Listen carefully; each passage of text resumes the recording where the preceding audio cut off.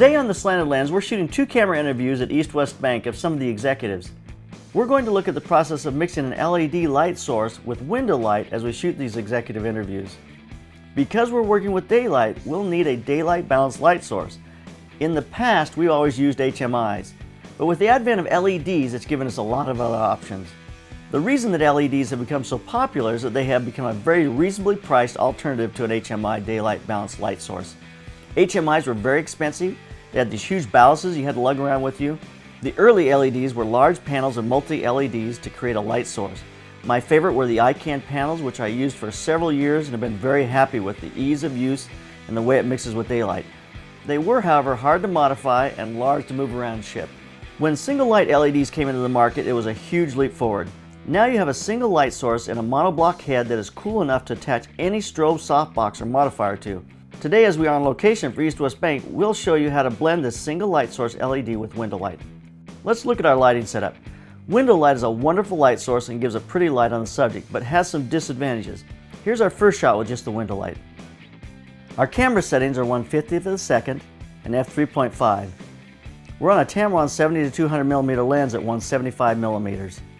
I want the aperture to be almost wide open because it allows the background to fall way out of focus. It's a nice look.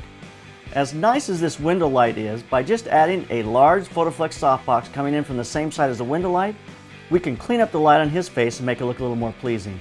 We also added a light panel reflector on the camera right side just to open up the shadows just a little bit. So we're using the window light to light the background and to put some light on his face, but it's more of the fill light now than it is the key light. Using a softbox to augment window light gives us 3 main advantages. First, I can place him wherever I want and don't need to be restricted by having to use the window to fully light his face. By keying with the softbox, I can move him around. Second, it allows me to control the background. Using a light source, I can select the best exposure for the background, and then I can use my light source to match his face to that exposure.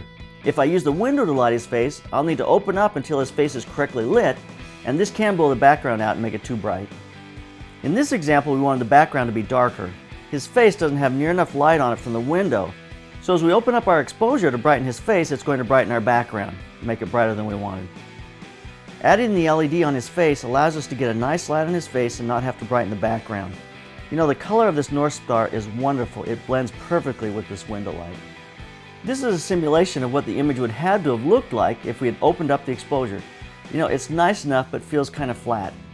This brings us to the third advantage for using an LED with window light. You get to control contrast.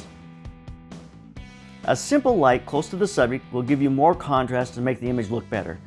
Now, having said that, someone's going to write in and say, I love the low light contrast, I love the way it looks. That's great, and that's fine if that's your personal preference. But not having a light source makes it so you can't have the option to add that contrast. I think the contrast looks better. So those are the 3 things a secondary light source can do for you when you're shooting with window light.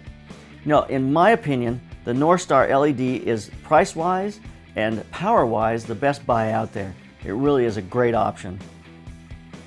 To wrap this up, let's just say I love this new generation of LEDs. I love that single light source. I love the ability to modify them with softboxes and grids and whatever I want to use with them. The NorthStar light has become kind of the go-to light for us in our lighting kit. We have 5 of these. We use them just about everywhere we go. I love the fact they have a Bowens mount. You can put whatever softbox or grid or any modifier you want on them. My beauty dish fits on them. It's a great light source. So there's a look at combining window light with LEDs to do an executive interview. Keep those cameras rolling, keep on clicking. Hi, this is JP Morgan. Today I'm going to take a look at what I think is one of the more exciting lights that we've seen in the video or film industry in a long time. This is a single bulb LED. It's a 100-watt light. It's called the NorthStar Lite. It really is a very compact housing, cool in the front, disperses the heat in the back. But what is nice about this design is it's a single housing with the LED up front. It gives you the complete ability to modify this light. It works with a Bowens mount, so you can stick a light on the front, flip the switch in the back. Now it takes several seconds for this to come on. The reason that is because if they didn't do that, you'd have to have this huge ballast out here as part of this light, which just makes it really cumbersome and hard to use. So that several second delay is way worth what you gain in just the portability and small ease of use of this light. This light is fabulous. Color balance wise, it is spot on to daylight. On the back of this thing, it's just simple. Turn me on, turn me off, dimmer. Good to go. I love it. When it's simple, I love it. You can put a grid on it in the 7-inch reflector. This is going to blow everybody out. But you can put a softbox on a ring, which is how we used it the other day.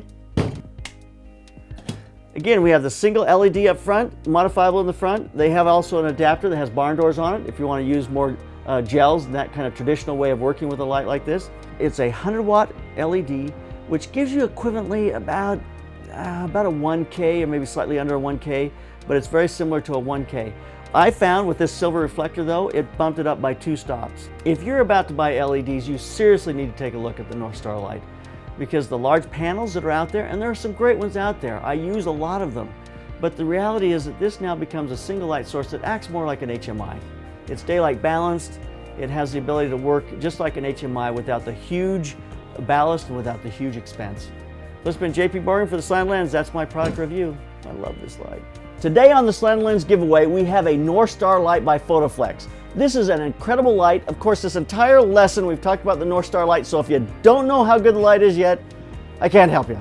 But if you'll go to theslanted.com/giveaway, you can sign up to receive one of these NorthStar lights. Get in the giveaway, get one of these. I bought 5 of these things because I absolutely love them. They are a great light. They do everything I need them to do. It's an LED, daylight balanced light. It's a great piece of equipment to have in your arsenal. So get on that giveaway. theslanted.com/giveaway. Go sign up.